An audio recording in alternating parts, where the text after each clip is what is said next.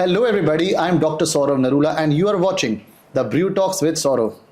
Today I have with me Mr. Rajesh Agarwal, जिनको की 20 वर्षों का एक्सपीरियंस है सॉफ्टवेयर इंडस्ट्री में.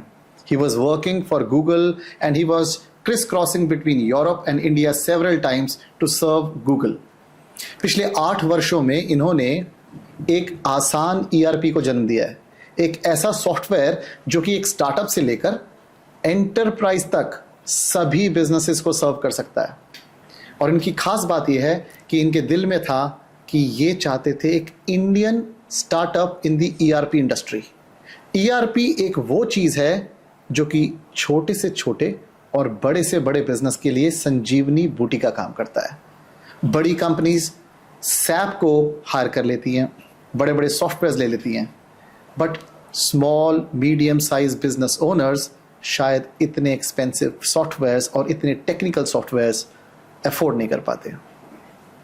इनका बहुत बड़ा योगदान रहा है पिछले 8 वर्षों में हमारे इंडियन बिजनेस ओनर्स को सर्व करने के लिए और उनको हेल्प करने के लिए, ताकि वे अपने बिजनेसेस को बेहतर रूप से मैनेज कर पाएं. Rajesh ji, welcome to the show. I am very thrilled to have you here. Thank you Saurabh ji. My first question to you, what is ERP? आप हमारे दर्शकों को समझाएं कि ERP है क्या और किसी भी बिजनेस के लिए ERP की क्या आवश्यकता है, क्या महत्व है. Correct. To go in plain words, ERP stands for enterprise resource planning. तो बिल्कुल सिंपल शब्दों में बोलूं तो एक एंटरप्राइज के जितने भी रिसोर्सेज होते हैं, लाइक HR, सेल्स, परचेज और जितनी भी चीज़ें होती हैं, उनको प्रॉपर ढंग से प्लान करना, that's ERP. So this term was generally coined by SAP जब आया तो उसके बाद ERP वर्ड पिक्चर में आया था जी. लेकिन अगर मैं इन जनरल बात करूं तो ERP एक ऐसा सॉफ्टवेयर होता है, एक सिंगल सॉफ्टवेयर होता है जो कि कंप्लीट बिजनेस के लिए चाहिए होता है. अगर आप आज की डेट में देखेंगे तो लगभग हम कहते हैं मैंने HR ले लिया, मैंने CRM ले लिया, मैंने सेल्स का सॉफ्टवेयर लगा लिया, अकाउंटिंग लगा लिया. तो ये चलता था जब तक हम एक्सेल पे काम करते थे, बाकी चीज़ों पे काम करते थे. उससे नेक्स्ट स्टेज ये आ गई थी. लेकिन अब वो टाइम आ गया है, AI का एरा है, so you can not go away with the automation. Ji.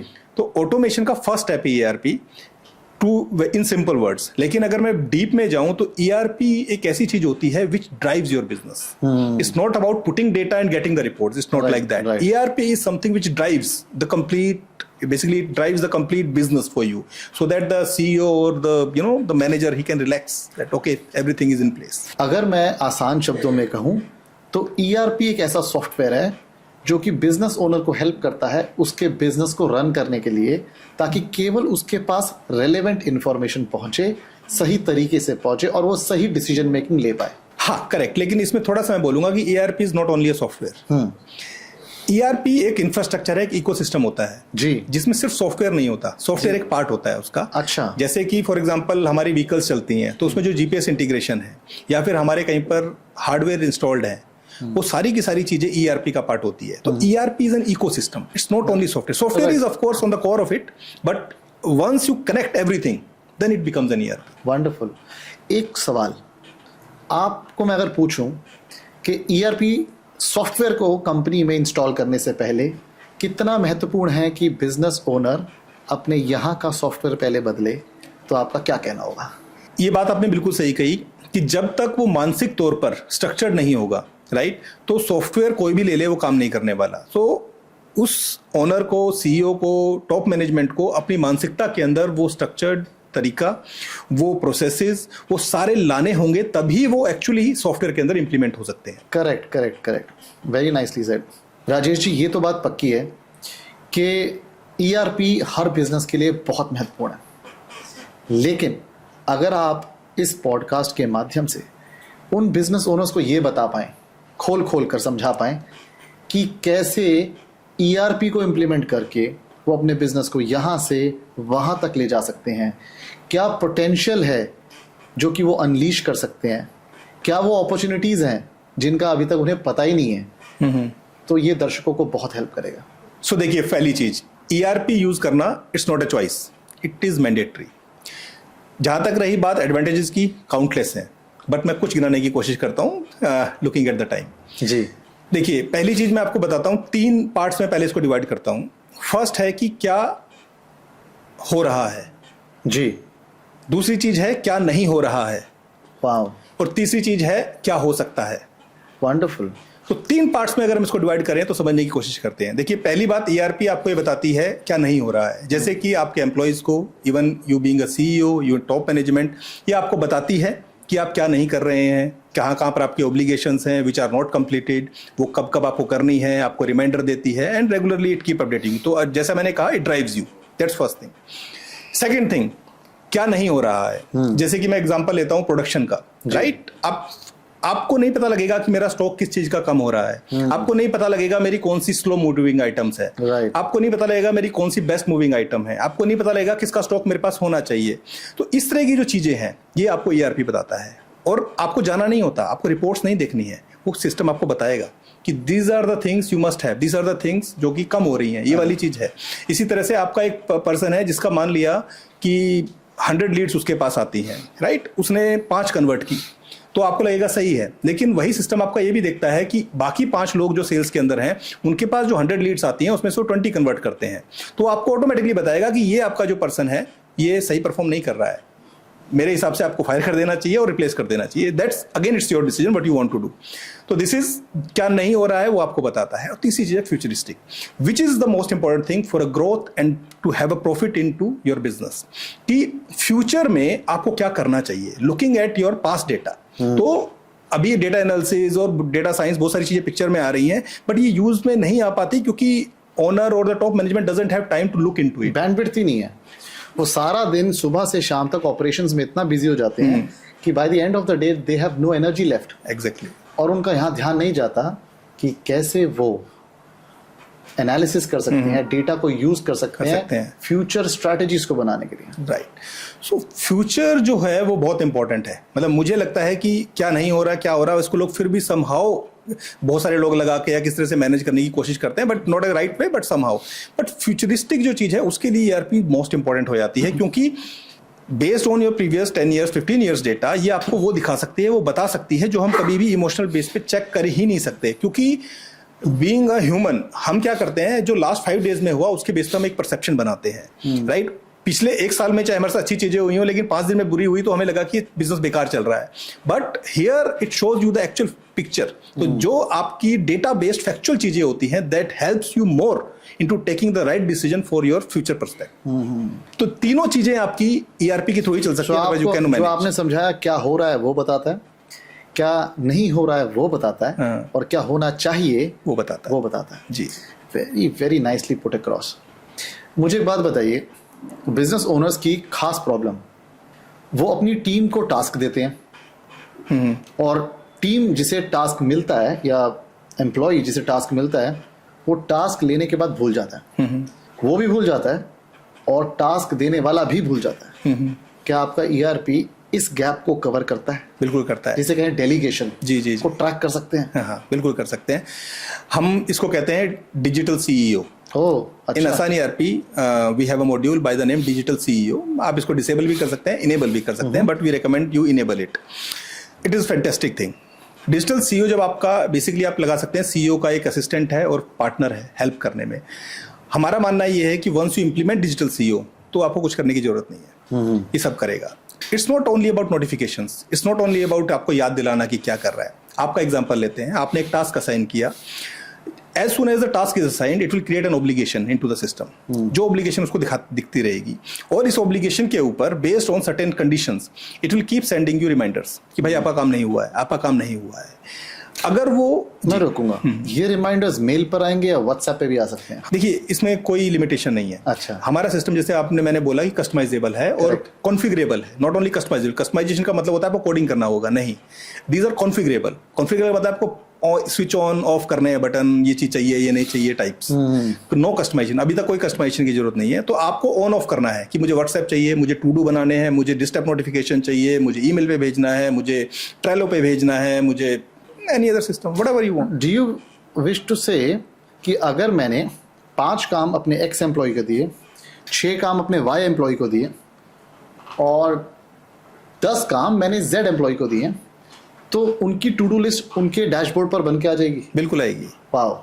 Not only to do, जैसे मैंने आपको कहा, to do is one thing. आप चाहते हैं उसकी व्हाट्सएप पे जाए, व्हाट्सएप पे जाएगा, टेक्स्ट पे जाए, टेक्स्ट पे, whatever, whichever way you want. और जब वो उस काम को कंप्लीट करते हैं तो उसका नोटिफिकेशन वापस हमारे पास आता है। हाँ, and the good thing is कि जो भी आप मेरे को बातें बोल रहे हैं, this can be low coded, you can configure yourself.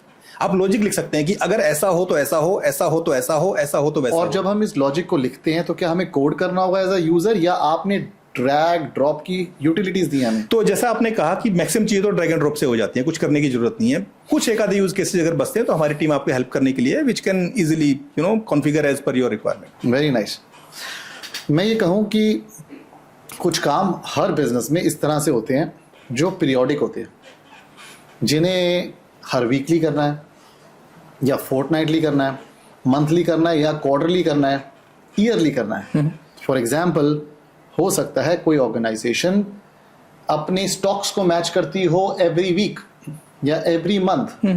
तो ये एक्टिविटीज जिस भी व्यक्ति की रिस्पॉन्सिबिलिटी है, क्या उसको भी टाइमली ट्रिगर करके टास्क जनरेट हो जाता है, जिसे हम कहें कि एक चेकलिस्ट बन गई? एग्जैक्टली। क्या आपका सॉफ्टवेयर ये सुविधा देता है? करेक्ट, देता है। हमारे पास नोटिफिकेशन फ्रेमवर्क है विच इज़ वेरी डायनेमिक, जिसके अंदर जैसा मैंने आपको कहा कि आप खुद कॉन्फ़िगर कर सकते हैं कि आपको व्हाट्सएप चाहिए, टू डू चाहिए, क्या चाहिए। आपके केस में आपको बेसिकली टू डू क्रिएट्स करने हैं, Correct. What he has to do. तो आपको टू डू क्रिएट कीजिए और उसके अंदर नोटिफिकेशन डाल दीजिए, मतलब पीरियोडिसिटी सेट कर दीजिए Right. As per your requirement. So it can be a one-time task or it can be a Whatever. repetitive task Yes. after a certain interval. Correct, यानी कि हम हर हफ्ते या हर महीने उसको हम दिखा सकते हैं। Exactly. Even you can configure it. आप कहते हैं कि महीने के हर मंडे को चला जाए, या फिर हर 10 दिन बाद चला जाए, उसके बाद 2 दिन बाद जाए, उसके बाद 4 दिन बाद जाए, which ever way you want you can. और अगर ऐसा कुछ हो जाए कि फर्ज करें कि जिसको ये टास्क जा रहा है वो ये टास्क परफॉर्म नहीं कर पा रहा है, तो क्या एस्केलेशन भी आ जाती है? Yes, we have an escalation matrix in the notification framework itself, Right. where you can define कि पहले इसको जाएगा 4 बार, अगर नहीं जाएगा तो इसके रिपोर्टिंग मैनेजर को जाएगा, उसने भी नहीं किया तो उसके मैनेजर को जाएगा, and you can Wonderful. decide your head. So अगर आपकी बड़ी ऑर्गेनाइजेशन है जहां एक एक्स एम्प्लॉय है एक लेवल पर और उसके ऊपर 3 लेवल और हैं और उसके बाद सीईओ आता है, तो उन 3 लेवल को मैटर एस्केलेट होता चला जाएगा और फाइनली फिर it will reach the CEO. Correct, absolutely. You can define yourself. Very nice. So हम इसको बता सकते हैं सॉफ्टवेयर Software को बता को सकते कि हैं। हमारा एस्केलेशन मैट्रिक्स क्या है। क्या है? Exactly. Very That's the main thing. Very nice. You don't have to come to us for that. अभी आपने बात करी थी इन्वेंट्री मैनेजमेंट सिस्टम की।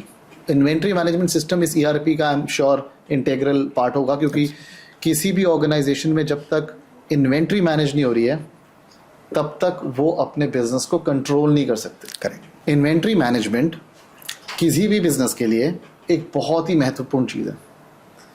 उसके बिना बिजनेस को एफिशिएंटली रन करना बहुत मुश्किल है। जी। आई एम श्योर कि आपका ईआरपी सॉफ्टवेयर इन्वेंट्री मैनेजमेंट की सुविधा भी देता होगा। बिल्कुल बिल्कुल। क्या आप अपने इन्वेंट्री मैनेजमेंट सिस्टम के फीचर्स बताना चाहोगे, सो दैट हमारे दर्शकों को जो बिजनेस ओनर्स हैं उन्हें ये समझ आ पाए कि क्या क्या बेनिफिट्स वो कर सकते हैं और क्या क्या गैप्स उनके बिजनेस में यूजुअली होते हैं इन्वेंट्री को लेकर, जो कि आपका ईआरपी कवर करके देगा? देखिए, इन्वेंट्री मैनेजमेंट सिस्टम जो हमारा है विच इज़ कैटरिंग, यानी आई मीन लगभग जितने भी यूज़ केसेस होते हैं उनको कवर करता है।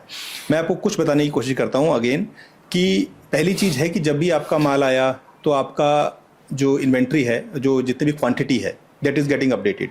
तो क्वांटिटी वाइज तो ये इन आउट प्रोडक्शन में गया, मैन्युफैक्चरिंग में गया, बेचा आपने, ये सब मैनेज करता है। But the most important thing is the inventory costing, जो एक बिजनेसमैन को मैटर करती है जी। कि मेरे पास कितने अमाउंट की इन्वेंट्री पड़ी है, कितने अमाउंट की इन्वेंट्री बाहर जा रही है, मेरी कौन सी वैल्यूएबल इन्वेंट्री है, कौन सी बेकार चल रही है। So that is the most important aspect. अक्सर मैंने देखा है बिजनेस ओनर्स क्या करते हैं, बिजनेस ओनर्स डिसीजंस लेते हैं सेंटीमेंट के बेसिस पे, correct, because they do not have access to data and information. Absolutely. तो जो उनको लगता है कि ये चीज़ उनको ज़्यादा प्रॉफिट दे रही है या इसके इन्वेंट्री चर्न्स ज़्यादा हैं, वो उस पर इन्वेस्ट करने लगते हैं अपना समय और अपने रिसोर्सेज और अपना धन। जी। लेकिन मुझे ऐसा लगता है कि अगर हमारे पास एक डैशबोर्ड हो जो हमें क्लियरली बता दे कि कौन सी इन्वेंट्री ऐसी है जो हमारी सबसे ज़्यादा हॉट सेलिंग है और कौन सी इन्वेंट्री ऐसी है जिसके इन्वेंट्री चर्न्स कम होते हैं, धीरे धीरे बिकती है, तो हम ज़्यादा बेहतर डिसीजंस ले पाएंगे विज़ावी कि हमने कितने स्टॉक्स किस आइटम के रखने हैं। बिल्कुल बिल्कुल। मैंने आपको कहा इसके दोनों तरीके हैं। पहला तरीका है कि आप इसको डैशबोर्ड रिपोर्ट्स, डेटा एनालिसिस के थ्रू करके कर सकते हो, प्लस आप चाहो तो पावर बीआई या जितने भी बड़े एनालिसिस टूल होते हैं उनके साथ इंटीग्रेट कर सकते हो हमारे सिस्टम को। You can analyse yourself, that's first thing. But जैसे मैंने कहा, डिजिटल सीईओ के थ्रू ये चीज़ और भी आसान हो गई है, जहां पर आपको जाने की जरूरत नहीं है। वी विल टेल यू, आसान ERP विल टेल यू कि भाई इसको देखो, इसको रहने दो, इसको छोड़ दो, इसको करो। तो अब आप रिलैक्स हो, यू कैन जस्ट रिलैक्स। वो आपको सब बताएगा क्या करना है क्या नहीं करना है, और आप क्या जानना चाहते हो, या आप उसमें कॉन्फ़िगर करके छोड़ दो वैसे एक बार कि मुझे ये सब जानना है, मेरे को बताते रहना, and then it will take care. Right. Inventory दो तरीके की, एक जो कि रॉ मटेरियल की इन्वेंट्री है जिसको हम मिला जुला कर फिनिश्ड प्रोडक्ट बनाते हैं, करेक्ट। और दूसरी इन्वेंट्री फिनिश्ड प्रोडक्ट की है। क्या ये दोनों को केटर कर लेता है? हाँ बिल्कुल। आई मीन मैं जब इन्वेंट्री की बात कर रहा हूँ तो मैं राइट टाइम आप परचेज करते हैं, जब GRN कहते हैं हमारे इसमें, गुड्स रिसीव नोट्स जो होते हैं, वहां से लेके जब आप इसको क्वालिटी चेक में लेके जाते हैं, फिर आप इसको अंदर आप रॉ मटेरियल में रखते हैं, रॉ मटेरियल के बाद इसको प्रोडक्शन में डालते हैं, प्रोडक्शन के बाद ये नॉट ओनली फिनिश्ड गुड, उससे पहले इन प्रोग्रेस में जा सकता है, क्वालिटी वेयर हाउस में जा सकता है, और भी मल्टीपल वेयर हाउसेज हो सकते हैं जहां पर जाएगा। At last it will fall into finished good, and then it will go to delivery notes, जहां पर आपका एग्जिट होगा, फिर आपका इन ट्रांजिट हो सकता है, फिर आपका क्लाइंट के पास पहुंच सकता है, या फिर इन ट्रांजिट वेयर हाउस हो सकता है। तो ये सारी की सारी स्टेजेस जो है आपकी कवर्ड है इसके। इसका मतलब हम क्लियरली समझ सकते हैं एज बिजनेस ओनर कि हमारे इन्वेंट्री में या रॉ मटेरियल में कहाँ कहाँ लॉसेज आ रहे हैं। बिल्कुल। जब हम फाइनल प्रोडक्ट फिनिश पे लेके जाते हैं तो बीच में कौन सा रॉ मटेरियल कितना जाया होता है to create the final product. Absolutely. और अगर हमें इसका ज्ञान होगा तो तब हम स्ट्रैटेजी बना सकते हैं कि उस पर्टिकुलर प्रोसेस में क्या चेंज किया जाए कि उस आइटम का लॉस या जाया होना कम से कम किया जा सके। बिल्कुल। मैं आपको एक छोटा सा एग्जांपल देता हूँ इसके अंदर। हमारा ERP, we have a monopoly in the waste management ERP। करीबन हम 18 कंट्रीज में इसमें काम करते हैं, और almost all the big companies like the listed companies are there with us. तो मैं वेस्ट मैनेजमेंट का एग्जांपल इसलिए ले रहा हूँ यहाँ पर क्योंकि ये बहुत ही टिपिकल इंडस्ट्री है in case of managing the production. जो क्योंकि जनरली जो ERPs होती हैं, जो भी ERP होती है, वो A+B+C = D पे बनती है, यहाँ पर उल्टा है। यहाँ पर आप एक लैपटॉप लेके जाते हैं जो कि रैम में अलग अलग चीज़ों में, जिसके अंदर से स्टील निकलेगा, कॉपर निकलेगा, एल्यूमिनियम निकलेगा, अलग अलग चीज़ें निकलती हैं, प्लस स्क्रैप लॉस निकलता है, केमिकल्स निकलते हैं। तो this is very difficult industry. इसके अंदर सबसे बड़ी दिक्कत यही आती है प्रोडक्शन के अंदर, ये चेक करना कि किस क्लाइंट का जो माल आ रहा है उससे जो आउटपुट निकल रहा है that is more valuable than others. Got it. For so e-waste आप कह रहे हैं? ई-वेस्ट। हाँ, ई-वेस्ट का मैं एग्जांपल ले रहा हूँ। मतलब और भी हमारे पास है, हम म्युनिसिपल वेस्ट में भी काम करते हैं, टायर वेस्ट में भी काम करते हैं, और भी कई वेस्ट में काम करते हैं, बट ई-वेस्ट में सबसे ज्यादा वैल्यूएबल है क्योंकि वहां पर जो आउटपुट निकलता है वो गोल्ड होता है, निकल होता है, सिल्वर होता है। तो वहां पर ये ज्यादा मैटर कर जाता है कि भाई कौन सा जो रॉ मटेरियल आ रहा है which is more valuable to us. Because on the onset जब हम एक प्रोडक्ट को या ई-वेस्ट को खरीदते हैं तो देख के हमें नहीं पता कि इसके अंदर से क्या निकलने वाला है। नहीं पता, उसको खोल कर हमें पता लगता है कि उसमें से क्या निकलने वाला है। क्योंकि आप जब खरीद रहे हैं तो इसमें क्या होता है, ई-वेस्ट इंडस्ट्री के अंदर आपको ना सिर्फ देख के, जैसे आप कहीं गए किसी IT कंपनी में गए, सिर्फ देख के आपको बताना है कि ये जो माल है मैं फॉर एग्जांपल 10 लाख का खरीद लूंगा। अंदर चेक नहीं कर सकते, टाइम भी नहीं होता। नहीं, ना वो आपको अलाउ करते हैं, ना अलाउ करेंगे। So you have to make your assessment. An assessment on the basis of feeling is more often wrong absolutely rather than making assessment on the basis of data and information. Makes sense. True. So any decision that you make on data is more likely to be good. बिल्कुल I think AI has come into picture, तो अभी emotional चीज को छोड़ के बाकी चीजें AI cater करने लगी है। तो क्या आप भी AI को यूज कर रहे हैं? बिल्कुल it's completely AI enabled, completely. The digital CEO I'm talking about, it's all AI. Otherwise it's not possible। कि आपको मैं कैसे बताऊंगा कि very difficult, right? So it's all AI। Rajesh ji, as a business coach मैं अक्सर लोगों को समझाता हूं कि बिजनेस में 3 तरह के काम हैं। एक डेलीगेशन जो हमने डिस्कस किया, एक चेकलिस्ट जो कि पीरियोडिक टास्क होते हैं, और तीसरा होता है फ्लो चार्ट मैनेजमेंट सिस्टम, यानी कि एक प्रोसेस जो हम अपनी कंपनी में डिफाइन करते हैं। सो हम डिफाइन करते हैं, उसको डॉक्यूमेंट करते हैं और कम्युनिकेट करते हैं अपने एम्प्लॉयज़ को कि ये काम कब होगा, इस काम को करने के बाद अगला स्टेप कौन से एम्प्लॉय का होगा, वो उस काम को कितने समय में ख़त्म करेंगे, और फिर एक तरह से रिले रेस की तरह। अंडरस्टूड। स्टेप 1 हुआ, स्टेप 2 हुआ, स्टेप 3 हुआ, 15 स्टेप से एक प्रोसेस पूरा हुआ। जी। जो भी ऑर्गेनाइजेशन प्रोसेस ड्रिवन नहीं है, पीपल ड्रिवन है, वो बहुत ज़्यादा स्केल अप कर नहीं सकती। Absolutely true.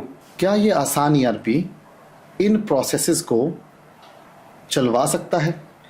क्या वो ऐसी परिस्थिति बना सकता है कि हर एम्प्लॉय मजबूर हो कि उसे अपना काम समय पर ही ख़त्म करना है और उसकी ट्रैकिंग भी हो, मॉनिटरिंग भी हो और रिव्यू भी हो सके। Correct, absolutely. So to put in simple words, इसको हम कहते हैं business workflow management. Very nice.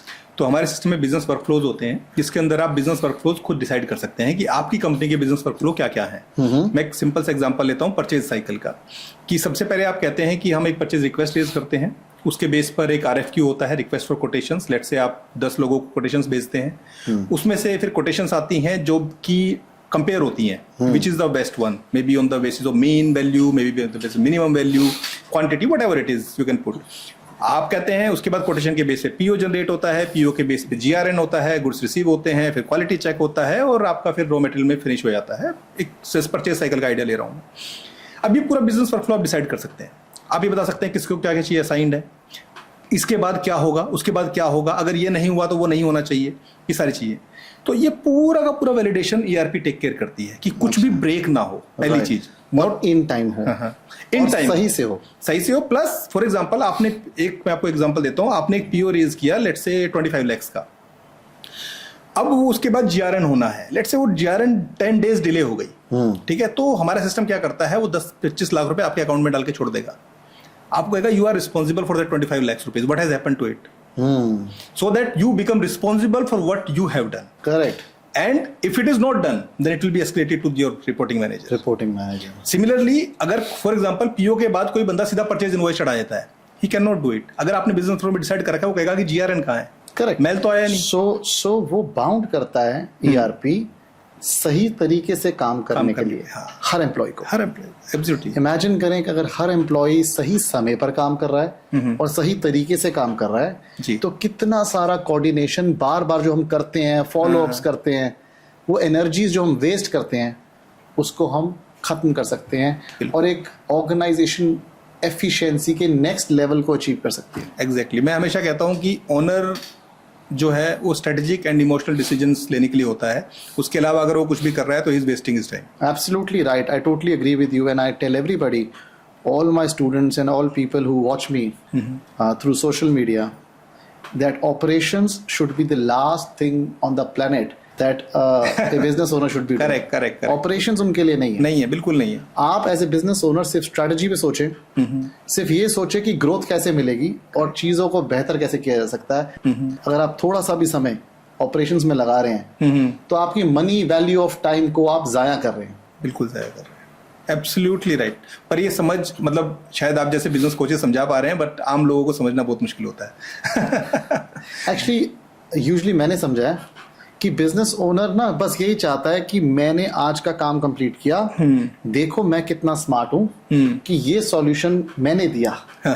वो एक छोटी सी सल्तनत का राजा बन के रह जाता है। वो सोचता है मैं अपने एम्प्लॉयज को ये दिखाऊं कि मैं कितना स्मार्ट हूं, मैंने देखो तुम्हारी प्रॉब्लम को सॉल्व किया।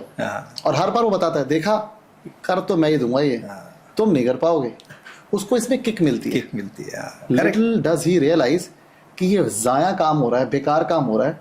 इस तरह की एस्केलेशंस ना आए तो जिंदगी ज्यादा ब्यूटीफुल होगी, बिजनेस ज्यादा थ्राइव करेगा। करेक्ट। इसका मैं हमेशा कहता हूँ मेरी टीम को कि जो बंदा, जैसे फॉर एग्जांपल हम कुछ लोगों के पास जाते हैं, वो आर यूजिंग टेली बिजी और समथिंग लाइक दैट, उनसे बात करते हैं तो दे आर सो सेटिस्फाइड, वो कहते हैं कि हमारा काम चल रहा है। और मैं अपनी टीम को बोलता हूँ कि जो कह रहा है मेरा काम चल रहा है, उस पर ज्यादा टाइम वेस्ट करने की जरूरत नहीं है।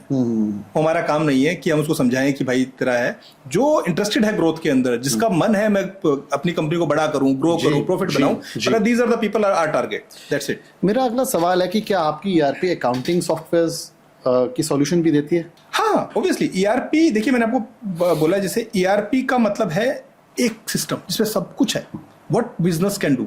तो अकाउंटिंग तो ऑब्वियसली कोर है, बल्कि मैं आपको एक बात बताऊंगा कि जो अकाउंटिंग सॉफ्टवेयर होते हैं उसमें आपको अकाउंटेंट की जरूरत है। हमारे केस में आपको अकाउंटेंट की जरूरत नहीं है। अच्छा। क्योंकि उन पे अकाउंटिंग करने के लिए यू मस्ट नो कि डेबिट क्या होता है, क्रेडिट क्या होता है। करेक्ट। जैसे मैं I come from a science background, मुझे डेबिट क्रेडिट कभी समझ में नहीं आया। तो हमारे सिस्टम में ऐसा नहीं करना होता। You do passive accounting. हमारे यहाँ पर आपको इनवॉइस करने के लिए क्या करना है, आपको पता है इसको मेरे को इनवॉइस काटना है, ये मेरा मटेरियल है, इतना बेच रहा हूँ और ये अमाउंट है, एंटर। आपको बस इतना ही करना है। अब वो कस्टमर डेबिट होगा, आपका कौन सा अकाउंट क्रेडिट होगा, कब होगा, ट्रायल बैलेंस कैसे बनेगा, वो सब ऑटोमेटिक पीछे होगा। आपको कुछ नहीं करना है। आपको एक आम बंदा खरीद पकड़ना है, उसको बोलो कि भाई देखो ये बिल है, इसको काटना है, इसको देना है, वो पता ही होता है उसको किसको बेचना है, वो कितना करो, पेमेंट आई है पेमेंट चढ़ा दो भाई, उसका क्या डेबिट है क्या क्रेडिट है, कहाँ जाना है, किसको हिट करेगा, वो उसका कंसर्न ही नहीं है। हालांकि अगर कोई अकाउंटेंट है on top of that he want to do active accounting, that facility is also very nice. मेरा अगला सवाल अकाउंटिंग को लेकर, जो कि एक बहुत बड़ा चैलेंज है। देखिए, अकाउंटिंग का इकोसिस्टम हिंदुस्तान में ऐसा बना है कि सारे चार्टर्ड अकाउंटेंट्स जो आपकी बुक्स को फाइनल करते हैं, या सारे अकाउंटेंट्स जो आपकी बुक्स को फाइनल करते हैं, या वो बिजी पे काम करते हैं या वो टैली पे काम। बिल्कुल ठीक बात है। अब अगर मैं एज बिजनेस ओनर ये सोचूं कि मैं आपका आसान ईआरपी ले लूंगा, तो मेरे चार्टर्ड अकाउंटेंट्स कैसे उसको समझेंगे? क्या आपका Aasaan ERP does it talk to the tally?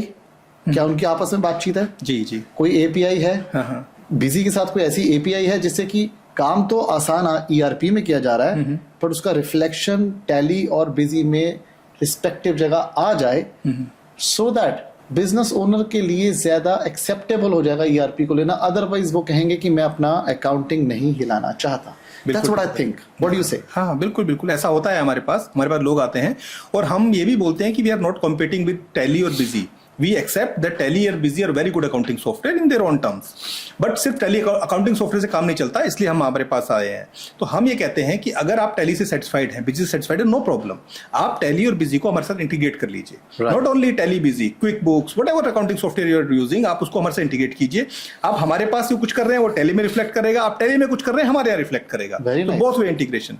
So till the time you feel कि आप आसान ईआरपी पे अकाउंटिंग कर सकते हैं, विच आई प्रेफर कि आप कीजिए, because depending on multiple systems is not recommendable, but till the time you don't feel comfortable, maybe 2 years 3 years, आप इंटीग्रेट कीजिए, यूज कीजिए, because they are also good softwares in their own term. We don't deny that. और क्योंकि मैंने बोला कि ecosystem ऐसा है कि ज्यादातर chartered accountants rely on Tally and Busy, बिल्कुल। So as a business owner ये कंपल्शन भी है और बहुत बड़ी रेजिस्टेंस है कि इनको छोड़ना बहुत मुश्किल हो जाता है। तो ये आपने बहुत अच्छा किया कि आपने अपने आसान ईआरपी में ऐसी एपीआई लगाई कि both the softwares talk to each other, and when they talk to each other, how often do they talk?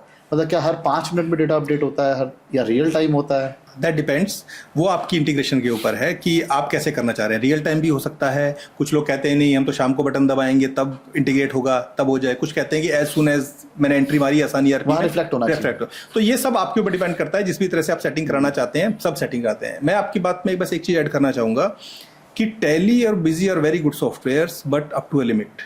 तो मैं आपको एक बात ऐड करना चाहता हूं उसके अंदर कि Tally and Busy are good, but आपको रियलाइज होगा कि जैसे ही आपका बिजनेस ग्रो करता है सर्टेन लिमिट के ऊपर, तो इनकी लिमिटेशंस पिक्चर में आने लग जाती हैं। I can give you few examples out of it. जैसे कि मैं आपको एग्जांपल देता हूँ, डीएमएस डेली मिल्क स्कीम के जो इनका बहुत छोटे छोटे वो होते हैं, आधा किलो के, 1 पाव के दूध की और बहुत सारी चीज़ें बिकती हैं। तो जो अकाउंटेंट इनको इसको मैनेज कर रहे थे, इसमें हजारों ट्रांजेक्शन होती हैं एक दिन में, कितने इनवॉइसेस कटते हैं, और क्योंकि एक ही दिन में 50,000 1 लाख इनवॉइसेस कटते हैं, तो वहाँ पर वो चीज़ें उनको मैनेज करने में बहुत दिक्कत है, बहुत स्लो हो गया था वो। Then they came to us और हमने उनको सोल्यूशन दिया। तो मैं ये नहीं कह रहा हूँ कि, बट एक लेवल के बाद यू स्टार्ट फीलिंग कि कुछ लिमिटेशंस वहाँ पर आती हैं। राजेश जी, एक बड़ा चैलेंज है बिजनेस ओनर्स के साथ, बहुत सारी पेमेंट्स आती हैं और अकाउंटिंग में एक चैलेंज रहता है बैंक रिकंसिलिएशन करने का। ये पेमेंट्स तो आई, बट पता नहीं लग रहा कि कौन से इनवॉइस के अगेंस्ट आई थी। करेक्ट। क्योंकि आपने सेम कस्टमर को मल्टीपल इनवॉइसेस किए थे, फिर आप उनसे पेमेंट एडवाइस मांगते हैं या यूटीआरस मांगते रहते हैं, मैप करने की कोशिश करते हैं, और इसमें बहुत समय व्यर्थ होता है। करेक्ट। कई बार तो आपके सस्पेंस में पेमेंट्स खड़ी रह जाती है। जी। How does your ERP help? Does it use any AI? कोई मैपिंग करता है? यस।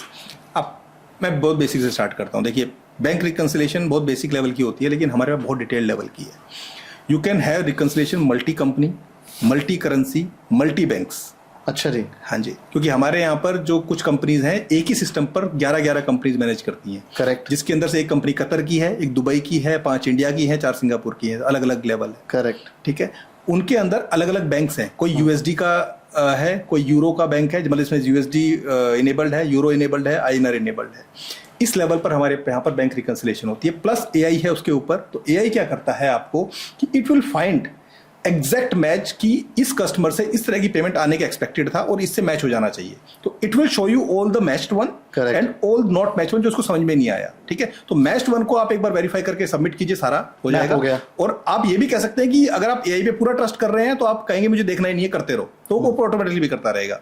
वरना हम क्या करते हैं, आपको दिखा देते हैं, आपका अकाउंटेंट जाएगा, एक बार चेक करेगा, सबमिट। जो नॉन वाली है उसमें भी हमारा सिस्टम क्या करता है कि आपका अकाउंटेंट को बस इतना बताना है कि ये इससे मैच हो रही है, इससे मैच हो रही है। जैसे ही वो सबमिट करेगा, इसके वाउचर हमारा सिस्टम ऑटोमेटिकली क्रिएट कर देगा। तो आपको एक एक जाके क्रिएट भी नहीं करना है, ऑटोमेटिक सिस्टम क्रिएट कर देगा। तो आपका जो नेक्स्ट लेवल का बंदा है वो चाहे तो उसको वेरीफाई करे, नहीं तो सबमिट कर दे, वो वाउचर भी क्रिएट हो गया। Wonderful. तो कितना जल्दी ये काम हो जाएगा, क्योंकि सारा सस्पेंस क्लियर हो गया। हाँ। और जो सबसे बड़ी चैलेंज आती है नेक्स्ट अकाउंटिंग में, वो आती है कि जीएसटी रिटर्न्स। जीएसटी के हमें मंथली रिटर्न्स देने हैं या किसी को क्वार्टरली रिटर्न्स देने हैं। क्वार्टरली रिटर्न्स वाले तो कम होते हैं, मंथली रिटर्न्स में काफ़ी ज़्यादा फोकस रहता है। कैसे आपका आसान ईआरपी इसको आसान बनाता है? सिंपल है, ये बहुत सिंपल है। जैसे कि मैंने आपको कहा कि पहली बात तो आपको अकाउंटिंग करनी ही नहीं है। आप इनवॉइसेस चढ़ाइए, पेमेंट चढ़ाइए, बेसिक काम कीजिए, अकाउंटिंग बैकग्राउंड में होगी। ऑटोमेटिकली आपकी जीएसटी रिपोर्ट्स बनेंगी, ऑटोमेटिकली जेसन होगा।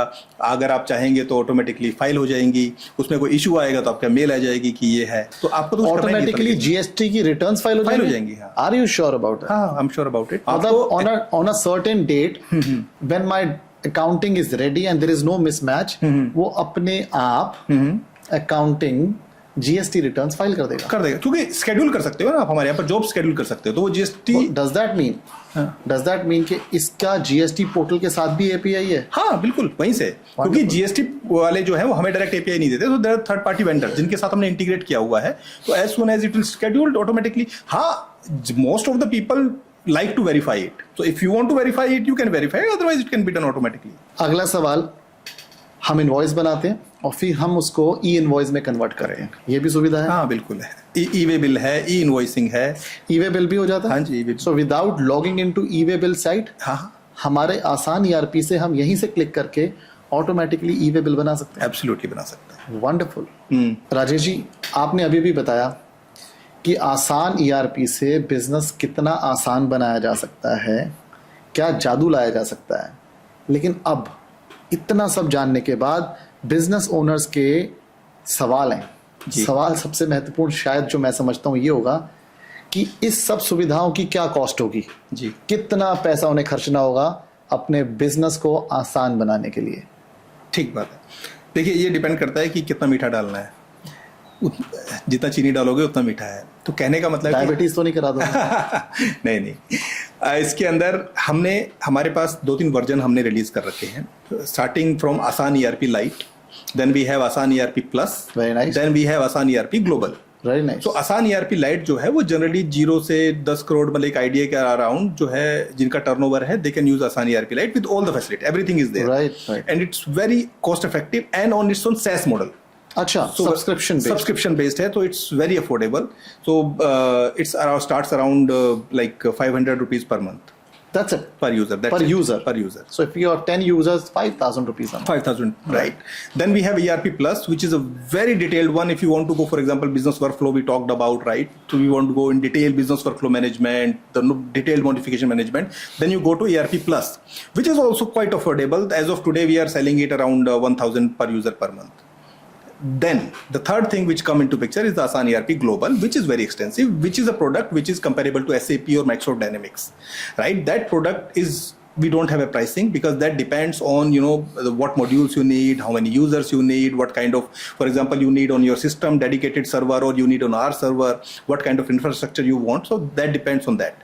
And the last one, which is most important, is the turnkey solution that we provide. This is the most important because there are enterprises जो हमारे पास आती है वो कहती है कि हमें टेंशन नहीं लेनी, चाहे इसमें हार्डवेयर खरीदना हो, चाहे इसमें ये करना हो, मुझे चाहिए कि मेरा पूरा सिस्टम ऑटोमेट हो जाए, मेरे सारे बंदों को ट्रेनिंग मिल जाए, सब कुछ हो जाए, कल से चालू हो जाए। फॉर एग्जांपल उस केस में this is called taking responsibility.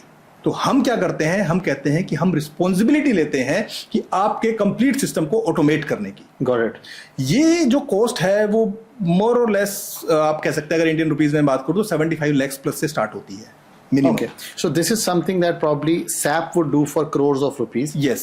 और आप उसको इम्प्लीमेंट कराते हैं, इसमें हैंड होल्डिंग भी कराते होंगे, yes. सिस्टम्स और प्रोसेसेस को डिफाइन भी करते होंगे और एम्प्लॉइज को ट्रेन भी करते होंगे। बिल्कुल। So this is for larger sized enterprise. Exactly. For a lot of business owners जो हमारे दर्शक हैं, मुझे लगता है लाइट और जो आप प्लस है हाँ जी। उसमें काफी कुछ हो जाएगा। मैक्सिमम सभी चीजें हो जाएंगी, बट आप समझिए वहां पर हम जा रहे हैं रिस्पॉन्सिबिलिटी एक चीज यू होती run the system there, you create the हाँ। System and run it with for them. Yes.